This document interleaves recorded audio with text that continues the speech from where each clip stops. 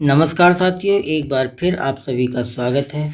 जैसा कि आप सभी अवगत हैं, निपुण भारत मिशन के अंतर्गत शिक्षकों का क्षमता संवर्धन संबंधी प्रशिक्षण गतिमान है, जिसके क्रम में इस वीडियो में हम जो कोर्स 11 है उसके प्रश्नोत्तरी को देखेंगे और चर्चा करेंगे उसके प्रश्नों पर। तो वीडियो में अंत तक बने रहें और वीडियो पसंद आए तो लाइक और शेयर करना न भूलें। आइए शुरू करते हैं। पहला प्रश्न, भाषा शिक्षण में उपयोगी टीएलएम प्रशिक्षण का। पहला प्रश्न है, बच्चों की भाषाई पूंजी का उपयोग। पहला ऑप्शन, उनका चरित्र सुधारने के लिए करना चाहिए। दूसरा, कठोर अनुशासन बनाए रखने के लिए करना चाहिए। तीसरा, भाषा सीखने को रोचक और आनंददायक बनाने के लिए करना चाहिए। और चौथा ऑप्शन है, कक्षा में कुछ होशियार बच्चों को प्रोत्साहित करने के लिए होना चाहिए। तो बच्चों की भाषाई पूंजी का उपयोग भाषा सीखने को रोचक और आनंददायक बनाने के लिए करना चाहिए। तीसरा ऑप्शन इसका सही हो जाएगा। अगले प्रश्न की तरफ हम बढ़ेंगे। अगला प्रश्न है हमारा, टीएलएम और आईसीटी सामग्री आधारित गतिविधियों से ज्ञान का निर्माण। पहला ऑप्शन, बच्चों को जबरदस्ती सिखाए जाने पर होता है। बच्चों के स्वयं के अनुभवों और आवश्यकताओं पर आधारित होता है। तीसरा, माता पिता द्वारा अंक पत्रों के अवलोकन से होता है। चौथा ऑप्शन है, शिक्षक द्वारा बच्चों की उपलब्धियों के अभिलेखीकरण से होता है। तो इसका जो है हमारा जो बच्चों के स्वयं के अनुभवों और आवश्यकताओं पर आधारित होता है, दूसरा ऑप्शन हमारा सही होगा। इस पर हम क्लिक करेंगे और आगे बढ़ेंगे। अगला प्रश्न है, टीएलएम और आईसीटी आधारित गतिविधियों के गुण हैं। तो पहला ऑप्शन है, शिक्षक स्वयं करके उदाहरण प्रस्तुत करता है। दूसरा, सीखना स्थायी, आनंददायक और अधिक प्रभावी होता है। और तीसरा ऑप्शन है, शिक्षण के समय पाठ का QR कोड स्कैन कर बच्चों के सम्मुख डिजिटल सामग्री प्रस्तुत की जा सकती है।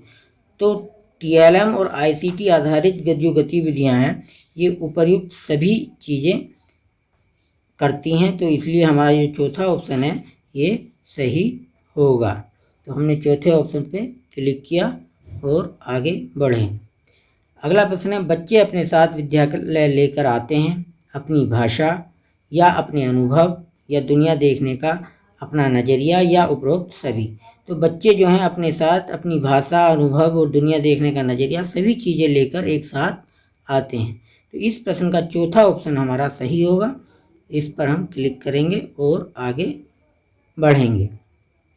अगला प्रश्न है, पहली दूसरी की कक्षाओं में चित्रात्मक कहानियाँ। पहला ऑप्शन, बच्चों के बातचीत के कौशल का विकास करती हैं। दूसरा, बच्चों की वैज्ञानिक चेतना का विकास करती हैं। तीसरा, उपसर्ग प्रत्यय की समझ बनाने के लिए उपयोगी हैं।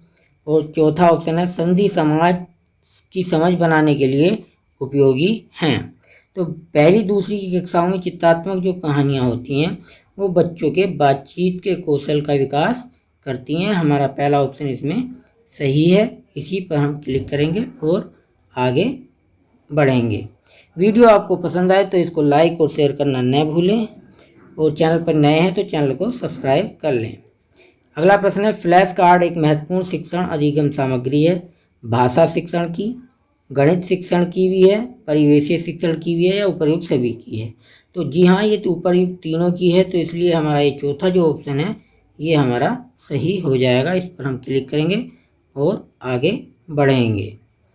अगला प्रश्न है, एक अच्छे शिक्षण अधिगम सामग्री की विशेषता है सरल, सहज, सुलभ तरीके से प्राप्त की जा सके।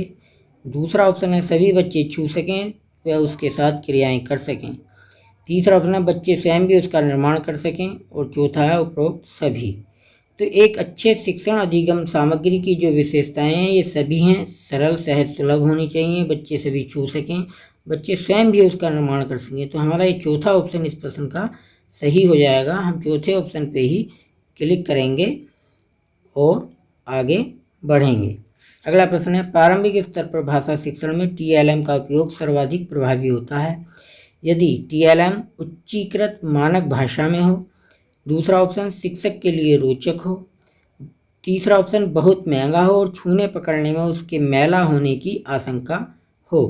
और चौथा ऑप्शन है, परिवेशीय हो और बच्चों की मानसिक सक्रियता वर्धक हो। तो इसका जो चौथा ऑप्शन है ये बिल्कुल सटीक है, इसलिए हमारा चौथा ऑप्शन ही जो है सही होगा कि परिवेशीय हो और बच्चों की मानसिक सक्रियता वर्धक हो। चौथे ऑप्शन पर हम क्लिक करेंगे और आगे बढ़ेंगे। अगला प्रश्न है QR का स्कैन कर बच्चों के सम्मुख क्या क्या किया जा सकता है। नंबर 1, प्रश्नों के उत्तर दिए जा सकते हैं, सही बात है या गलत है? ये गलत है। परीक्षा में आने वाले प्रश्नों को पहले से दिखा सकते हैं, ये भी गलत है। डिजिटल सामग्री प्रस्तुत की जा सकती है, ये सही है। और केवल गणित के प्रश्नों को हल कर सकते हैं, ये भी गलत है। तो हमारा ये तीसरा ऑप्शन इसका सही होगा। हम इस पर क्लिक करके आगे बढ़ेंगे।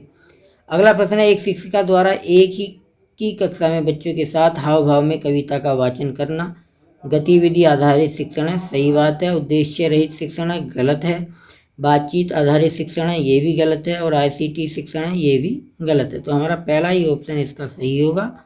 इस पर हम क्लिक करेंगे और आगे बढ़ जाएंगे। इस तरह से हमने 10 प्रश्न किए हैं।